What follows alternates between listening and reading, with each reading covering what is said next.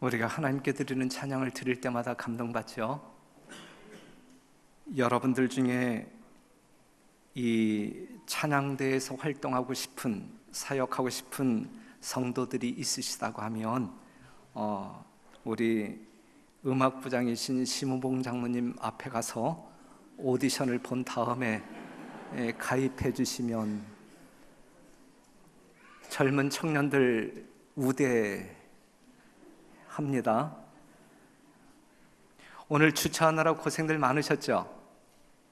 별내 고등학교는 이미 저희들과 이렇게 약속되어진 행사가 있어서 통보를 받았었는데 화접초등학교는 통보가 없었어요. 그래서 저희들도 상당히 당황했고 교회 오시는 여러분들이 주차장 문제 때문에 고생 많이 하셨으리라 생각되어지는데 아주 죄송하게 생각합니다. 언젠가는 이 교회가 자체적으로 여러분들의 주차 공간을 넉넉히 이렇게 준비할 수 있는 시절이 있을 거라 생각이 되어져요. 언제가 될지는 모르지만 지금 이제 우리 교회 상황을 보게 되면 이 앞자리는 상당히 많이 비었어요. 그렇죠? 그런데 지금 저 뒷자리는 꽉 찼어요. 그렇기 때문에 지금 시간 이후에 들어오는 사람들은 이 교회가 꽉 차가지고 앉을 자리가 없는 교회로 이제 오해를 하게 돼요. 그래서 오고 싶어도 에이 자리가 없어서 안 가, 이제 이렇게 생각하는 경우들이 있거든요. 그래서 설교 예배 시간이 시작될 때까지는 어느 열이든지 상관하지 말고 저 맨 뒷자리 두 줄은 비워놓는 자리로. 그래서 지금 늦게 교회에 오시는 분들이 빈자리가 있네 하고 편안하게 앉을 수 있도록 여러분들이 배려해 주시고 지금부터 우리가 그 훈련이 있으면 참 좋겠다 생각이 되어집니다. 그쪽 창문 열어놔도 여러분들이 시험 받지 않겠어요? 화접초등학교 행사하는데 제가 오늘 그쪽만 쳐다보고 설교할 거예요. 만약에 창문을 쳐다보는 성도들이 있으면 제가 다른 신호를 보낼 것입니다. 자, 오늘 이 시간에 여러분들이 교독한 성경절을 보면 마태복음 11장 7절에서 9절에 있는 말씀인데, 저희가 떠나며 예수께서 무리에게 요한에 대하여 말씀하시되 너희가 무엇을 보려고 광야에 나갔더냐? 바람에 흔들리는 갈대냐? 아니다 이거죠. 8절, 그러면 너희가 무엇을 보려고 나갔더냐? 부드러운 옷 입은 사람이냐? 부드러운 옷을 입은 자들은 왕궁에 있느니라. 그것도 아니다 이거죠. 9절, 그러면 너희가 어찌하여 나갔더냐? 선지자를 보러더냐? 옳다, 내가 너희에게 이르노니 선지자보다도 나은 자니라 그랬어요. 무엇을 보려고 광야에 나갔더냐? 한참을 곡한 후에 누가 죽었어? 친구 따라 강남 간다. 자다가 봉창 두드려. 이 말은 어떠한 경우에 사용하는 말들이죠? 목적 없이 행하는 사람들에게 적용시키는 이야기입니다. 사무엘하 18장 19절에서 33절에 한 사건이 나오는데 이 압살롬이 아버지 다윗을 반역하잖아요.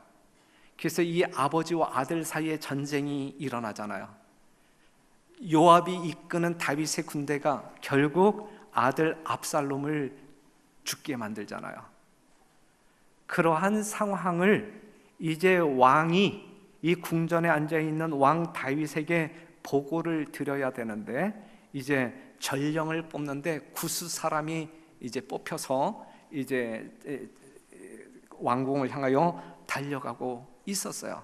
그때 누가 나타나냐면 사독의 아들 아히마하스라고 하는 사람이 나타나죠. 22절에 있는 말씀 보면 사독의 아들 아히마하스가 다시 요압에게 이르되, 이미 전령은 떠났는데, 구스 사람 전령은 떠났는데 청컨대 아무쪼록 나로 또한 구스 사람의 뒤를 따라 다름질하게 하소서. 요압이 가로되, 내 아들아 왜 다름질하려 하느냐? 이 소식으로 인하여는 상을 받지 못하리라 하되 그랬어요. 아히마아스가 요압 장군에게 뭐라고 이야기해요? 내가 가겠다, 내가 가겠다. 그때 이 요압은 왜 가려고 하느냐? 왜 가려고 하느냐? 그래도 내가 가겠다라고 이야기해요. 왜 가려고 하느냐? 내가 가겠다라고 이야기해요. 파수꾼이 가로되 이제 가는 거예요. 파수꾼이 가로되 나 보기에는 앞선 사람의 다름질이 사독의 아들 아히마아스의 다름질과 같으니이다. 왕이 가로되 저는 좋은 사람이니 좋은 소식을 가져오느니라.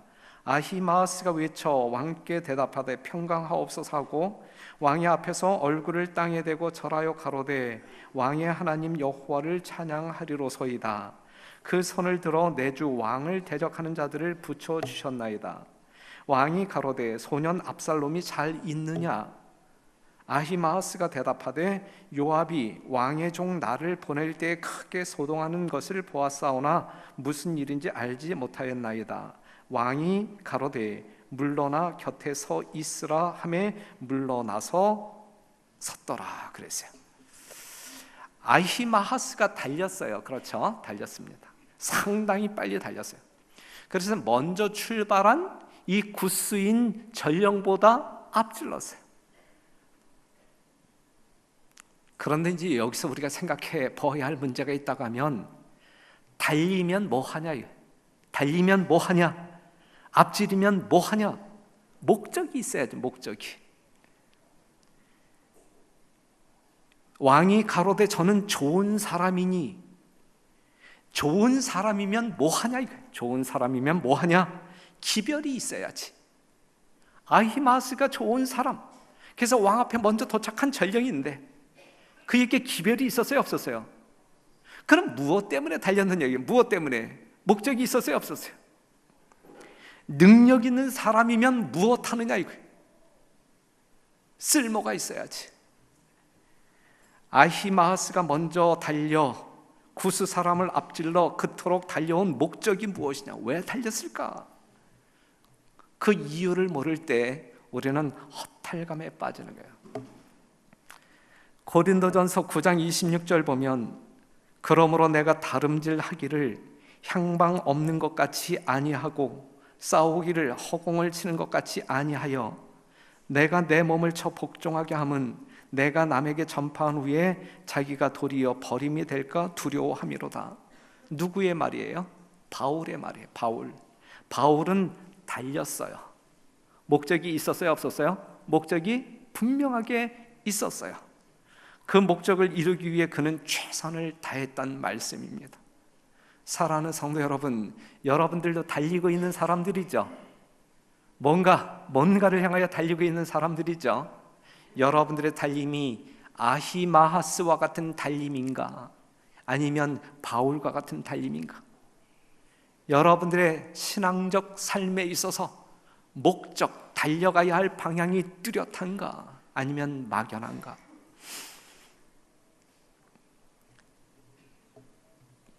예수님이 군중들에게 묻지요. 무엇을 보려고 광야에 나갔더냐? 바람에 흔들리는 갈대냐? 침례 요한의 활동 무대는 요단 강변에 있는 광야였습니다. 그 요단 강변에 자리 잡고 있는 키가 큰 갈대는 산들바람이 불 때마다 이리 흔들리고 저리 흔들리고 있었어요. 그런데 수많은 사람들이 거기에 모였단 말이죠. 몰려들었단 말이죠. 거기에 몰려든 사람들은 무엇 때문에 몰려들었느냐? 갈대를 보기 위해 그곳에 갔는가? 우리는 억새풀을 보기 위해서 명성산을 찾기도 하고 또한 상암동에 있는 하늘공원도 찾아갑니다. 볼만하지요? 다들 가보셨나요? 명성산도 가봤고 하늘공원도 가봤고 거기에 심겨져 있는 이 억새풀이 얼마나 예쁜지 몰라요. 예수님이 질문하십니다. 너희가 무엇을 보려고 광야에 나갔더냐? 바람에 흔들리는 갈대냐?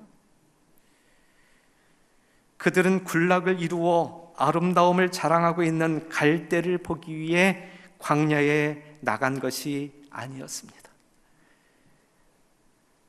다시 반복해서 말씀하지만 사도행전 7장 38절, 광야는 교회를 이야기해요. 지금 바로 교회, 여기를 이야기하고 있는 거예요.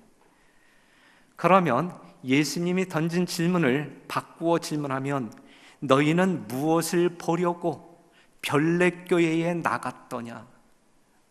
바람에 흔들리는 갈대냐? 이 말씀이거든요. 여러분들은 무엇 때문에 교회에 나왔느냐 이거예요. 흔들리는 갈대를 보기 위하여 나왔느냐 이거예요. 그렇다고 하면 이 교회에 갈대가 있느냐? 갈대가 있어요, 없어요? 이 교회에 갈대가 있어요, 없어요? 에? 갈대가 있다라고 이야기해요.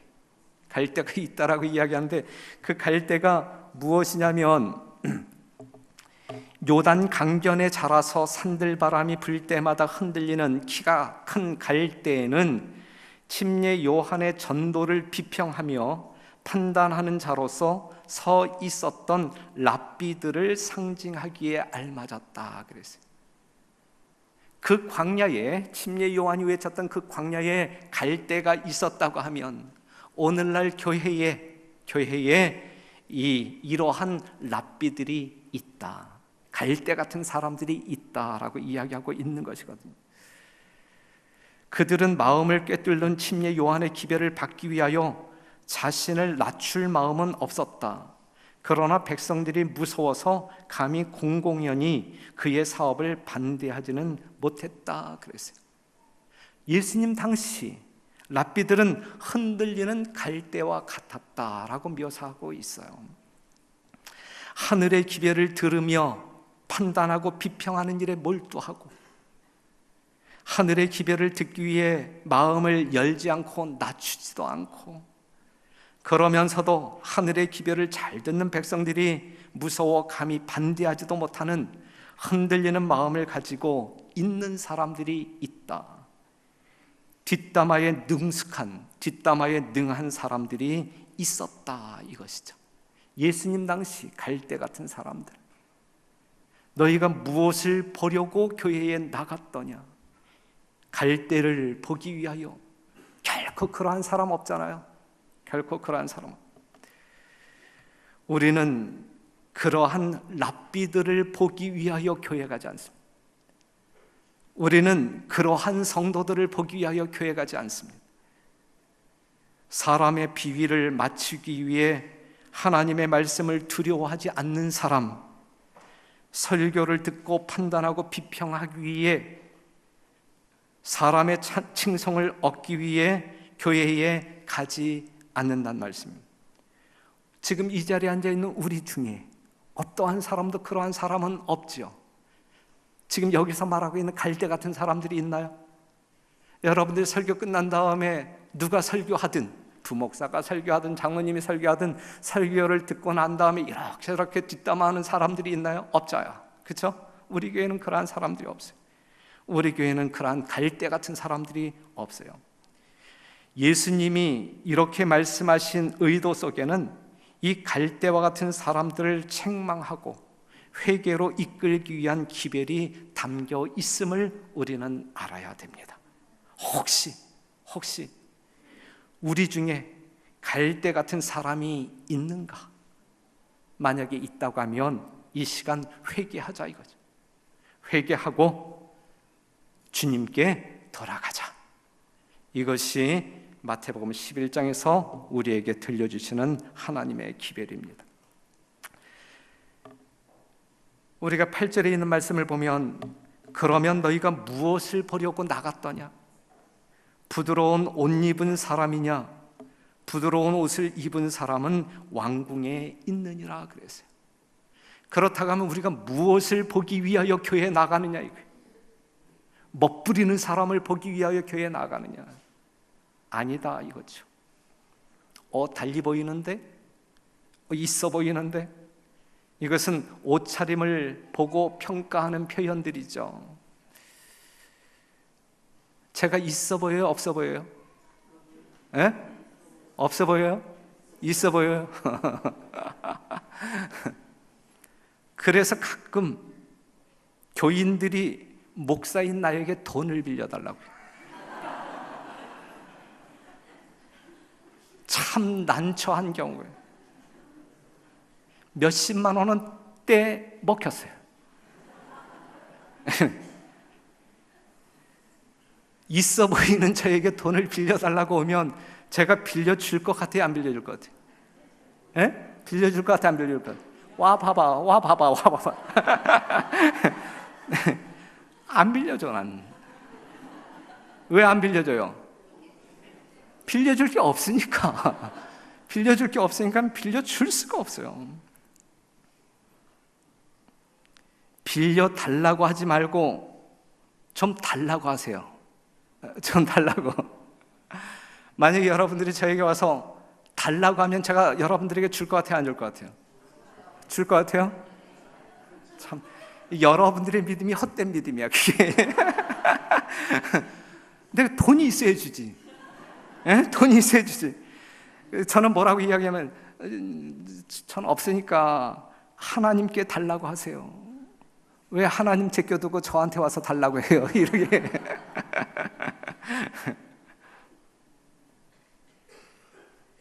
저는 그래도 옷 구질구질하게 안 입어요.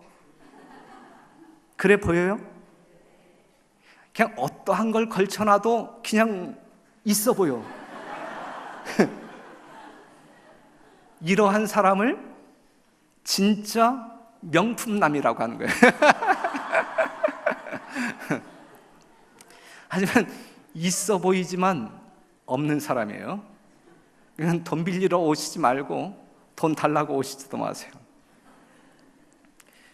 2010년에 이 사회를 한번 들썩하게 만들었던 명품녀가 등장했었죠.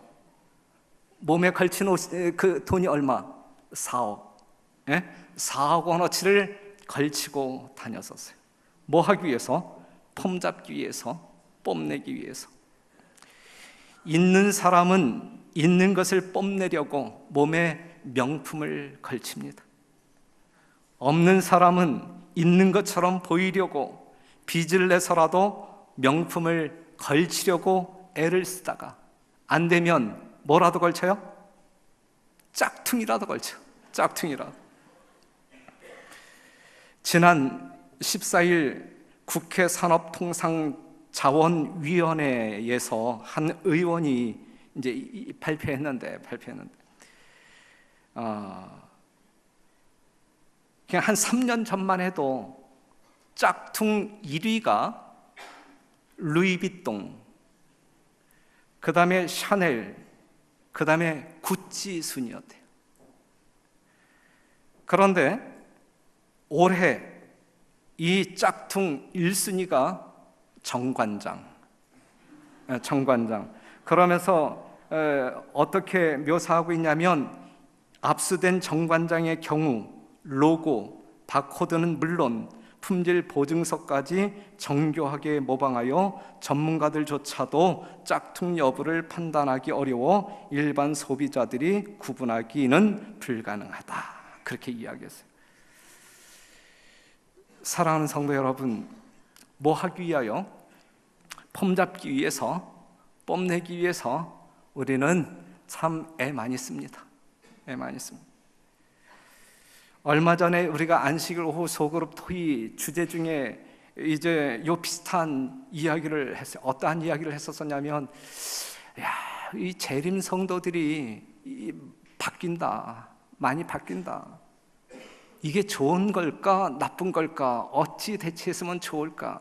이제 그게 뭐냐면, 요즘은 뭐 때로는 목사 사모들 중에서도, 그 다음에 장로 사모들 중에서도, 집사들 중에서도 흔하게 뭐 목걸이라든지 귀걸이라든지 뭐 반지라든지 이러한 것을 너무 자연스럽게 하고 다닌다. 그래서 여기에 대해서 어떻게 생각하느냐 한번 소그룹 멤버들끼리 한번 토의해봐라. 제가 이제 한번 그 과제를 준 적이 있는데 찬반이 아주 팽팽했어요. 그러면서 이제 여러 가지 이야기가 나왔는데, 싸구려 반지, 그 다음에 뭐 이미테이션 된 이 목걸이는 안 되고, 그런 것은 교회에서 안 되고, 정말 비싼 명품 시계, 몇 천만 원짜리 명품 시계는 그건 되느냐? 목걸이는 안 되고 비싼 옷을 걸치고 다니는 것은 되느냐? 목걸이는 안 되고 명품 차를 타고 다니는 것은 되느냐? 뭔가 문제가 있지 않느냐? 누가 더 사치냐? 이제 이런 어떤 그 이야기, 그러한 논리에 근거한 이야기들이 아주 팽배하게 오고 갔습니다. 여러분들은 정녕 하나님의 뜻이 무엇인지 모르는 사람들이 아니죠. 하나님이 정녕 무엇을 말하려고 하는지 그 속뜻을 모르는 사람들이 아니죠. 우리는 속뜻을 이해하고 하나님의 진정한 의도를 믿는 그러한 믿음의 삶을 살아야 할 것입니다. 자기 과시라든지 교만이라든지 자랑이라든지 뻐김이라든지 허식이라든지 그러한 것으로 말미암아 우리가 단장한 것은 아름답지 못하다. 우리 집사람 예뻐요? 예뻐요? 안 예뻐요? 시샘하는 거예요? 우리 집사람 저를 만났을 때부터 머리 스타일 바뀌지 않아요. 그 다음에 저 머리 미장원에 가서 자르지 않아요. 자기가 거울 보고 잘라요. 그래서 모아진 약간의 돈은 저에게 있어요. 그게 탐이 나서 빌려달라고 하면 너무 잔인하게. 우리 집사람 옷 제가 한 번도 사주지 않았어요. 누가 가서 우리 집사람 그 레떼를 한번 뒤집어 봐요. 명품인지 아닌지. 그런데 예뻐요? 명품 같은 거 걸치지 않고 목걸이 반지 같은 거 안 해도 우리 집사람 예쁘죠? 예뻐 죽겠어. 그러니까 그런 거 걸치지 않아도 충분히 우리 집사람만큼 예뻐질 수 있으니까 그냥 예쁘게 살자. 에? 이렇게 말씀드리고 싶어요. 오늘부터 담임 목사 뒷담화하는 사람들은 우리 목사는 푼수야. 예수님의 질문에 깊은 영적 메시지가 있단 말이에요. 그렇죠? 너희가 무엇을 보려고 광야에 나갔더냐? 부드러운 옷 입은 사람이냐? 그랬거든요. 예수께서는 요한의 의복과 제사장들과 관원들이 입은 옷 사이의 대조에 주의를 돌리기를 원하셨다. 이제 진정한 의미를 알라 이거죠. 이런 성직에 있는 자들은 사치한 두루마기와 값진 장식품으로 차려입었다. 그들은 허식을 사랑하였으며 백성들을 현혹하여 더욱 큰 관심을 모으기를 바랐다. 그들은 하나님의 인정하심을 받을 마음의 순결함을 얻기보다는 사람의 칭찬 얻기를 갈망하였다. 따라서 그들은 그들의 충성이 하나님께 바쳐진 것이 아니라 이 세상의 왕국에 바쳐진 것임을 드러내었다. 그래서 요한이 입은 옷과 제사장들이 입은 옷을 예수님은 대조하고 있어요. 마태복음 3장 4절, 이 요한은 약대 털옷을 입고 허리에 가죽띠를 띠고 음식은 메뚜기와 석청이었더라. 반면에 제사장들은 사치한 두루마기와 값진 장식품으로 차려 입었습니다. 둘 사이의 겉모양은 현저한 대조를 이루었어요. 사치한 옷과 값진 장식품. 허식을 사랑했고 관심을 끌기 위한 것이었고 마음의 순결에는 관심이 없고 외모 치장에 관심이 있었던 당시 부패한 종교 지도자들을 예수님께서 책망하고 있는 것입니다. 하나님께 속한 사람이 아닌 세상 왕국에 속한 사람들의 모습이 이렇다라는 사실을 예수님이 이야기하고 있는 거예요. 예수님의 질문에는 그러한 사람들을 책망하며 온전한 삶으로 인도하기 위한 의도가 담겨 있음을 우리는 잘 알잖아요. 그렇죠? 잘 알잖아요. 그래서 디모데전서 2장 9절에 있는 말씀 보면 또 이와 같이 여자들도 아담한 옷을 입으며 염치와 정절로 자기를 단장하고 따은 머리와 금이나 진주나 값진 옷으로 하지 말고 오직 선행으로 하기를 원하라. 이것이 하나님을 공경한다 하는 자들에게 마땅한 것이니라 그랬어요. 성도 여러분, 이 부분에 대해서 제7일 안식일 예수 재림교회는 분명한 교리적 교훈을 가지고 있어요. 시대가 변한다 할지라도 제7일 안식일 예수 재림교회는 우리의 겉모습에 대한 권면을 하고 있어요. 신앙은 개인적인 거예요. 그렇기 때문에 어느 누구도 어떠한 사람을 비방하거나 정죄해서는 안 돼요. 그렇죠? 목걸이 하고 오는 교인들 만날 수 있어요. 하지 않는 사람들이 그들을 보면서 이상한 시선을 보내거나 뒤에서 뭐 짜증나는 음조로 뭐 비난한다거나 그래서는 안 돼요. 안 되는 거예요. 네, 안 되는 거예요. 저는 돼요? 개인적으로는 그렇게 하지 말고 제가 이제 공식적으로 이렇게 말씀을 좀 드려보는 거예요. 여하튼 시대는 변해가고 있어, 그죠? 시대는 엄청나게 변해가고 있어요. 감당하지 못해요. 지금 저희 이러한 설교에 대하여 뭔가 이 충돌이 일어나는 사람들이 있을 수 있어요.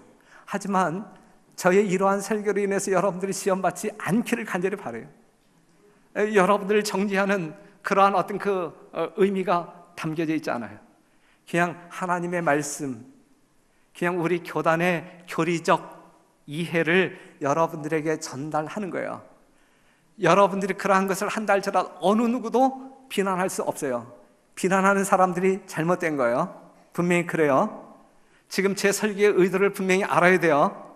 오늘 여기 있는 사람들 제 설교 듣고 만약에 시험 받아 다음 안식일 안 나오면 큰일 나는 거야. 예? 괜히 조그만 거 가지고 시험 받고 영원한 생명을 잃어버려서는 안 돼요. 그러한 일이 결코 일어나서는 안 됩니다. 하지만 제가 그러한 것들을 평소에 선호하는 사람들일지라도 그냥 조심스럽게 제가 제안을 하나 한다고 하면, 이 안식일은 우리가 하나님 앞에 오는 사람들이에요. 다른 사람들에게 보이기 위해서 오는 그러한 날이 아니니, 그렇기 때문에 안식일 날 하나님을 경배하기 위하여 나오는 이 날만큼은 우리가 좀 힘들지만 집에다 잘 두고 이 성전에 나오면 어떨까? 그렇게 한번 훈련을 시도해보면 어떨까? 이렇게 조심스럽게 제안을 드려보는데, 이것도 아직 믿음으로 또한 자기 신앙적인 이해로 이렇게 용납이 안 되면 하지 않아도 돼. 하지 않아도 돼요. 제가 다음 안식일날 그런 거 하고 오는데 내가 봤어요. 눈치 안 줄 거예요. 눈치 안 줄 거예요. 전혀 부담 없이. 하지만 눈물겹게 이렇게 여러분들에게 제안하는 것이라고 하면 여러분들이 이 목사를 불쌍히 여기시고 하나님을 이해하는 쪽으로 노력하면서 한번 해보면 어떨까, 제가 말씀을 드려봅니다. 9절에 있는 말씀 보면, 그러면 너희가 어찌하여 나갔더냐? 선지자를 보려더냐? 옳다. 내가 너희에게 이르노니 선지자보다 나은 자니라 그랬어요. 그 광야에 왜 나갔느냐 이거예요. 갈대를 보기 위함이냐? 아니야. 우리는 교회에 갈대를 보기 위해서 나오는 사람들이 아니에요. 그렇죠? 고운 옷을 입은 사람들을 보기 위해서 교회 가느냐? 아니야. 그것도 아니에요. 수많은 사람들이 요단강변에 있는 광야로 나아갔는데, 나간 이유가 있다고 하면 누구를 보기 위하여 나갔어요? 선지자 침례 요한을 보기 위하여 광야에 나갔다. 왜? 침례 요한이 잘생겼기 때문에? 아니면 잘 입었기 때문에? 아니면 연예이기 때문에? 아니에요. 그 광야에는 뭐가 있었어요? 외침이 있었다. 외침. 뭐가 있었다고요? 외침이 있었다. 외침. 침례 요한은 외쳤다. 무엇을 외쳤어요? 하나님의 말씀을, 천국 복음을 외쳤다. 그 외침이. 그의 말은 재미있었습니까? 그의 설교는 웃겼습니까? 감동이 있었습니까? 마태복음 3장 1절, 그때의 침례 요한이 이르러 유대 광야에서 전파하여 가로되 회개하라 천국이 가까웠느니라 하였으니, 그 광야에 수많은 사람들이 모인 광야에서 침례 요한은 외쳤는데 무엇을 외쳤어요? 하나님의 말씀을 외쳤어요. 뭐라고 외쳤어요? 회개하라고 외쳤어요. 회개하라고 외쳤어요.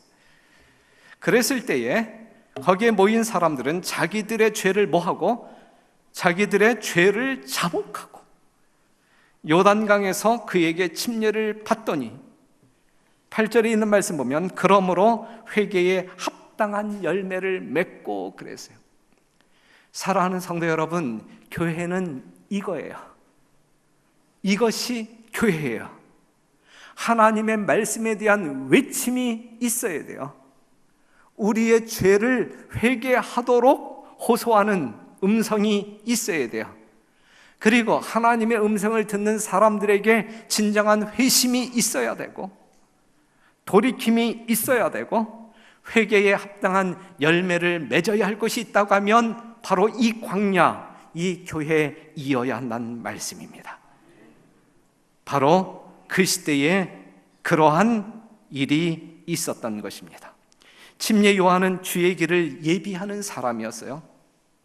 예수님께 나아가는 길을 가르쳐 주었던 선지자였어요. 예수의 소식을 듣는 사람들은 회개의 마음이 일었던 것이고 회개함으로 합당한 열매를 맺었던 것입니다.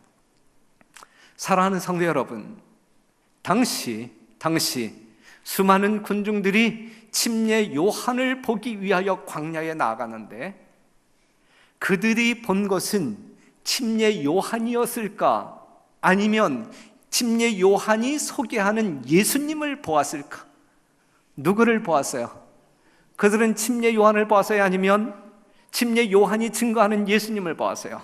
예수님을 보았어요. 선지자를 만난 사람들은 예수를 만났어요. 예수를 만난 사람들은 죄를 자복하고 침례를 받았단 말이죠. 침례를 받은 사람들은 천국에서 살기에 합당한 열매를 맺게 되는 것이었습니다. 이러한 역사가 이 시대에 이 별내교에서 있어야 한단 말이에요. 무엇 때문에 광야에 나아갔느냐 이게. 여러분들이 무엇 때문에 이 교회에 나오느냐 이거예요. 바로 이러한 이유 때문에 나와야 되는 것이거든요.